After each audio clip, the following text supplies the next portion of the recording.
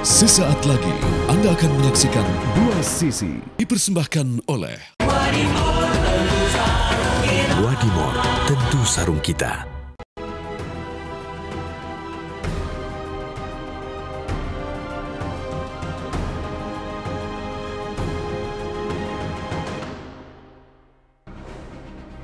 Saudara J meninggal dunia yang dilakukan oleh Saudara RE atas perintah Saudara FS. Tim SUS telah memutuskan untuk menetapkan Saudara FS sebagai tersangka. Biar nanti dikonstruksi hukumnya, karena itu sensitif, mungkin hanya boleh didengar oleh orang-orang dewasa.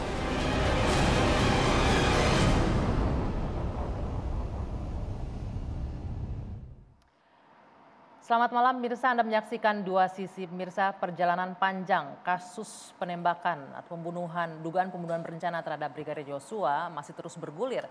Ternyata penetapan Irjen Pol Verdi Sambo sebagai tersangka tidak serta-merta memuaskan rasa penasaran publik atau menjawab kasus ini dan membuka kasus ini terang-benderang. Mengapa? Karena motifnya hingga hari ini masih menjadi tanda tanya. Baru 1,5 jam yang lalu kurang lebih, Kadif Humas Polri menyebutkan hasil pemeriksaan terhadap Irjen Pol Verdi Sambo yang menyatakan versi TSK bahwa yang menjadi motif atau pemicu terjadinya pembunuhan berencana adalah karena dugaan pelecehan terhadap sang istri. Ini dari versi tersangka FS.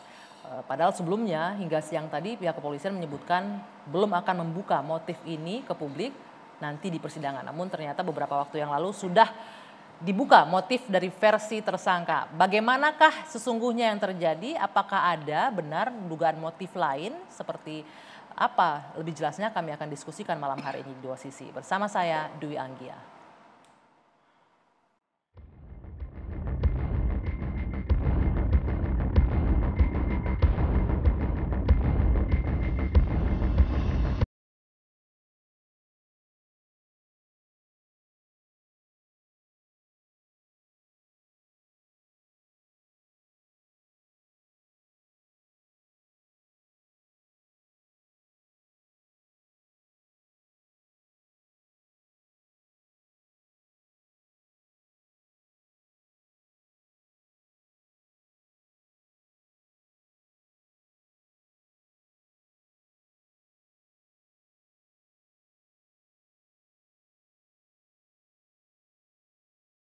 Bahwa peristiwa yang terjadi adalah peristiwa penembakan terhadap Saudara J yang mengakibatkan Saudara J meninggal dunia yang dilakukan oleh Saudara RE atas perintah Saudara FS. Tim SUS telah memutuskan untuk menetapkan Saudara FS sebagai tersangka.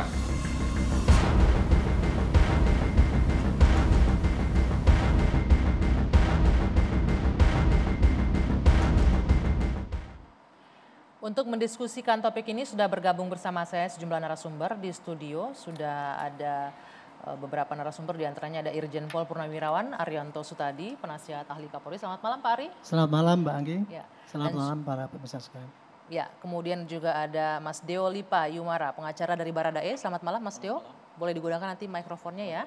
Kemudian di ujung sana ada Bung Taufik Basari, anggota Komisi 3 DPR RI. Selamat malam. Selamat malam Anggi. Ini Komisi 3 DPR RI yang baru bersuara nih kayaknya nih belakangan ini ya, setelah kasusnya sebulan berjalan. Siap. Kemudian di ujung sana bergabung secara virtual pengacara dari Brigadir Yosua, Pak Kamarudin Simanjuntak. Selamat malam Pak Kamarudin. Selamat malam pemirsa TV One di seluruh tanah air. Ya, saya langsung ke Pak Kamarudin terlebih dahulu ya. Pak Kamarudin, ini ada perkembangan terbaru hari ini. Hasil pemeriksaan FS dengan status tersangkanya pertama kali. Sebelum kita mulai, kami akan menghadirkan ya Pak ya, apa hasil pemeriksaannya sehingga kita bisa menyimak bersama-sama. Untuk pertama kali kita melakukan atau penyidik sudah melakukan pemeriksaan tersangka FS sebagai tersangka. Ya, setelah ditetapkan statusnya sebagai tersangka 2 hari yang lalu. Kemudian bersamaan juga tim sudah melakukan pemeriksaan tambahan terhadap 3 tersangka lainnya, tapi bertempat di Bareskrim. Nah, khusus untuk tersangka FS itu kita lakukan di Mako Brimob Polri. Pemeriksaan sudah dilakukan sejak pukul 11 tadi siang dan selesai pukul 18 tadi. Dalam kesempatan ini tolong dicatat, saya ingin menyampaikan satu hal, bahwa di dalam keterangannya tersangka FS mengatakan bahwa dirinya menjadi marah dan emosi setelah mendapat laporan dari istrinya PC yang telah mengalami tindakan yang melukai harkat dan martabat keluarga yang terjadi di Magelang yang dilakukan oleh almarhum Joshua.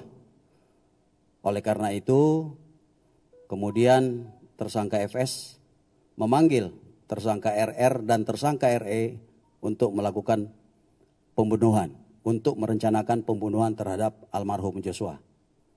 Saya kira demikian rekan-rekan. Terima kasih.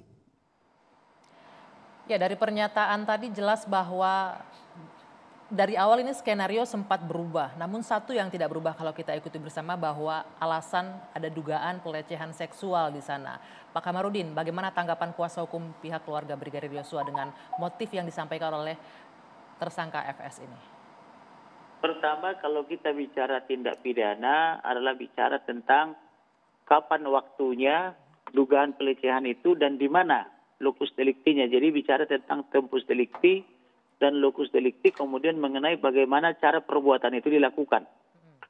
Dulu Pak Perdi Sambo mengatakan dugaan pelecehan itu dilakukan di rumah dinas dan dia sedang pergi PCR. Ya. Tetapi kemudian ternyata itu adalah hasil karang-karangan daripada pengarang yang bekerja sebagai staf khusus Kapolri. Artinya itu kan karangan itu sudah gugur dengan terbuktinya bahwa Pak Perdi Sambo ternyata ada di rumah dinas pada saat pembantaian atau pembunuhan terencana itu diwujudkan. Sehingga dengan logika sederhana tidak mungkin seorang jenderal bintang 2 mengikhlaskan istrinya dilecehkan di samping dia, kan begitu. Karena dia bersama-sama dengan istrinya sepanjang di rumah dinas itu. Jadi artinya terbantahkan sudah dalil yang pertama. Kemudian saya dengar lagi tadi ada perubahan seolah-olah menjadi di Magelang. Ya. Di Magelang pun dia juga bersama-sama dengan istrinya, tetapi diduga dia bertengkar di sana sama istrinya. Sehingga akibat pertengkaran itu muncul lagi ancaman yang kedua kepada almarhum. Setelah ancaman yang pertama di Jakarta tanggal 21 Juni, muncul lagi ancaman yang kedua tanggal 7 Juli 2022. Ya. Dan sehari sebelum mereka pulang tanggal 8, Bapak sudah pergi pulang duluan, diduga untuk mempersiapkan atau merencanakan pembunuhan itu. Sehingga ketika rombongan Ibu Putri tanggal 8 nyampe di Jakarta, ternyata di waktu yang bersamaan informasinya si Bapak juga sudah ada di rumah. Padahal itu kan jam kerja. Seorang Kadipropam ya idealnya di kantor bukan di rumah, kan begitu. Nah kemudian tidak lama ternyata si almarhum ini sudah jadi jenazah. Nah kemudian di jenazahnya ditemukan luka-luka bekas dugaan penyiksaan, pematahan jari-jari, kemudian pematahan tangan, kaki semua. Kemudian ada tembakan dari belakang tembus ke hidung, tembakan dari bawah leher tembus di bibir bawah, kemudian tembakan dari dada kiri, kemudian tembakan di lengan kiri bawah, kemudian tembakan di pergelangan kaki, dan luka-luka senjata tajam lainnya. Nah pertanyaannya, kalau Baradae awalnya mengaku dia yang pelakunya dengan menembak dari atas, nah kok ada luka-luka lain di luar daripada luka tembakan? Kemudian hal yang tidak masuk akal lagi, dia bilang tembakannya dari bawah ke atas.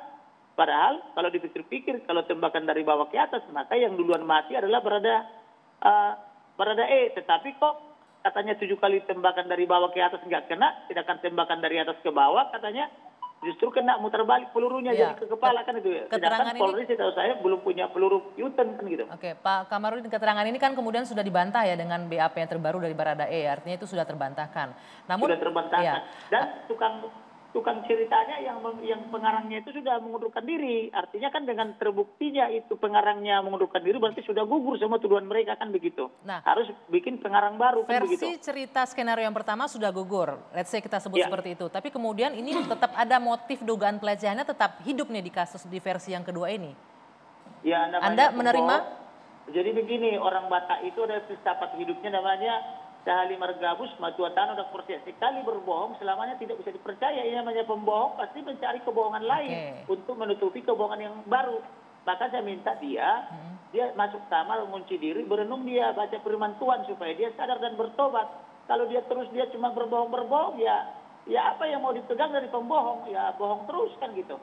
Oke, berarti itu, Itu tanggapan filsafat orang tua loh, itu orang Batak punya leluhur loh yang mengatakan itu sekali berbohong selama hidupnya tidak bisa dipercaya. lagi. Artinya yang saya tangkap Makanya Anda, jangan berbohong, Pak karena Kamarudin. Berbohong itu adalah berasal dari setan atau iblis, dan siapa yang berbohong, iblislah menjadi bapaknya. Ya. Tetapi siapa yang mengatakan kebenaran, kebenaran itu memerdekakan. Maka Bapak Elohimlah menjadi bapaknya, masuk surga dia udah. Gitu. Artinya dari pihak Brigadir Joshua tidak bisa menerima ya, artinya tetap menganggap itu kebohongan yang disampaikan oleh FS ya. Kebohongan, siapa yang mau percaya kebohongan kecuali dia sadar dan bertobat toh?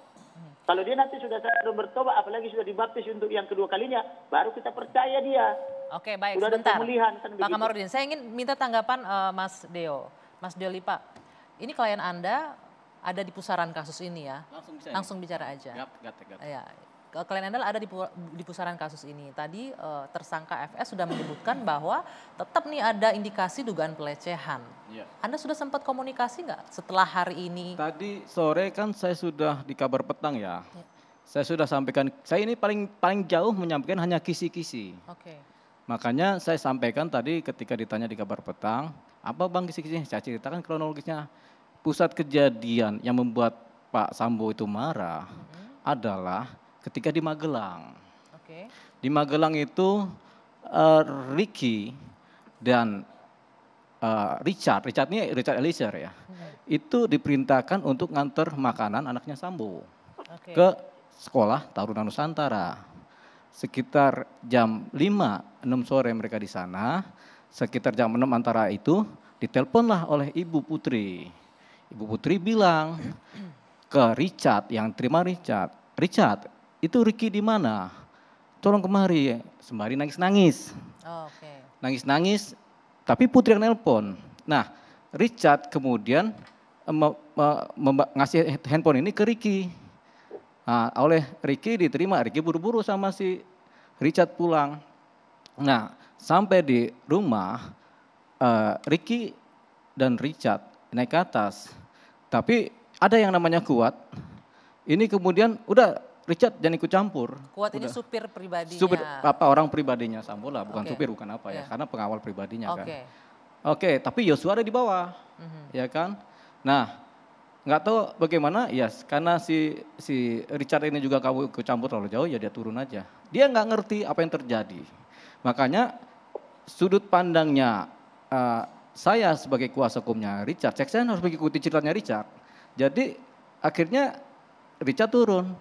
Ketika saya tanya Richard dalam interview saya, apa yang terjadi Richard? Ya saya nggak tahu bang, habis itu saya turun ke bawah, ya sudah di mana? Di bawah saya ketemu Yosua ngobrol, tapi saya nggak tahu persoalannya apa. Tapi Kuat marah-marah. Gitu. Ini posisi masih di Magelang ya? Di Magelang, di rumah di Magelang. Di Magelang. FS sendiri ada di situ nggak Mas Deo? Pak FS, Pak ya, Ferdi Sambo? Pak Ferdi Sambo itu udah pulang pagi-pagi. Tanggal 6 malam, sekitar jam 11 malam sampai jam 1 itu ada acara ulang tahun. Yang hadir tuh si Daden, si Ferdi Sambo, kemudian si siapa? Semua dah pokoknya ada di Magelang itu hadir ya.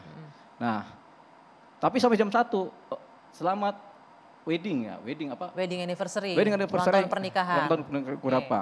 Nah, kemudian jam 1 menjelang jam 2 tanggal 7 dini hari si Richard dan si Yosua pulang ke bawah, tidur di kamarnya. Kan mereka selalu di kamar berdua. Nah, udah semua pada tidur. Pagi-pagi Bang Ferdi sama Ferdi Sambo sudah berangkat. Jakarta ya. Jakarta duluan. Nah, tanggal 7 sore barulah diperintahkan itu si Richard dan si Ricky untuk ngantar makanan ke Taruna Nusantara. Ya. Nah, disitulah kejadian sekitar tanggal jam 5 sore itu Putri nelpon. Kejadian dugaan pelecehan itu terjadi ya? Itu telepon ya. Iya. Kalau dugaan itu kan dari kita nih menduga. Oke, saya menyampaikan kesaksiannya Risa seperti itu. Oke, sekarang analisa. Saya lepaskan sebagai pengacaranya kan. Saya menganalisa sebagai psikologisnya atau sebagai suatu rangkaian peristiwa. Hukumnya dulu deh. Jadi ketika Putri nelpon nangis-nangis ke si Richard, tentunya ada tekanan batin dari si Putri ini. Karena Richard bingung, ada apa kok ibu sedih nangis gitu, katanya sakit kan itu. Ibu Putri tidak menceritakan kenapa nangis-nangis? Tidak ceritakan, tidak menceritakan ke Richard, tapi karena dia bukan perlu Ricky, dia minta Ricky pulang. Nah di situ tidak ada bunyi karena handphone dari Richard dikasih ke Ricky. Ngomong apa Richard tidak tahu. Ricky juga nggak ngasih tahu ke si Richard. Dan Ibu Putri sama sekali tidak memberitahu suaminya ya? Kita nggak tahu karena ini kan saya dari sudut pandang si ini kan. Nah tapi kalau analisa psikologis, kalau Ibu Putri ini kita belak-belakan ya. Kalau Bu Putri itu nangis, Ibu Putri ini nangis, ya kan? Tentu ada sesuatu terjadi ketika mereka ada di Taruna Nusantara, si Richard dan si Ricky. Karena di rumah itu cuma ada Susi, pembantunya. Ada Kuat, pengawal pribadinya. Ada Ibu Putri, sama ada anaknya. Dan juga ada Yosua di situ? Ada Yosua. Oke. Tapi anaknya jangan kita sebut lah ya, lepas dari permainan. Jadi cuma ada Yosua, pembantunya Susi. Anda sudah sebut tadi. Iya kan kita tarik lagi, boleh dong. Kita menarik penyebutan kan boleh. Nah dari posisi ini tinggal ini apa yang terjadi ini cuma 4 orang ini yang tahu, ya kan? Saya tidak berani menduga-duga, tapi cerita Richard Putri agak sedikit mengadu kepada Ricky. Berarti saksinya itu nanti adalah Ricky. Ada Richard juga. Richard, kemudian Susi. Dan Kuat di situ ya. Ibu Putri dan Kuat dan Yosua. Persoalannya adalah Yosuanya meninggal dunia. Ketika ini Yosua masih ada di sana, sebenarnya laporan polisinya itu adanya di Magelang. Bukan ada kalau misalnya ada pelecehan ya, harus dilaporkan di wilayah Magelang, bukan di Jakarta atau bukan di Polres Selatan. Nah inilah yang namanya skenario kedua, yang dirancang-rancang termasuk mengajak Komnas HAM untuk menilai. Inilah skenario itu tadi. Oke, sampai di situ. Oke, baik. Ini kita memang butuh konfirmasi ke banyak pihak, tapi tidak semuanya kita bisa hadirkan di sini. Kesaksian itu ada nanti di Ibu Putri, ada di Richard, versi dari Richard dan juga ada di dari Ricky, ada di Susi sebagai PRT, Kuat, satu lagi sama Kuat. Ya kan? Nah, saya harus menyampaikan secara hukumnya. Ketika pelecehan itu tidak dilaporkan di Kota Magelang, berarti itu batal demi hukum juga. Itu pertama. Ketika yang dilaporkan itu meninggal dunia, itu berakhir sudah kasus pidananya. Tapi motif tetap ada. Kita tetap perlu motif untuk menjelaskan. Motif untuk pembunuhan berencana tetap ada peristiwa hukum latar belakang terjadinya rencana pembunuhan. Jadi kita hanya perlu motif untuk itu. Pertanyaan saya mungkin nanti Pak Ari bisa bantu jawab. Apakah mungkin ini Pak, saya nggak tahu ya logikanya seperti apa. Seorang jenderal dengan kondisi mengetahui istrinya dilecehkan di Magelang, terus menunggu menyiapkan rencana, kemudian melakukan pembunuhan berencana di rumah dinasnya sendiri yang notabene diawasi banyak CCTV dan banyak pengamanan. Dari kacamata polisi itu melihatnya seperti apa? Nanti dijawab ya Pak ya. Kita jeda dulu, 2 sisi akan kembali sesaat lagi.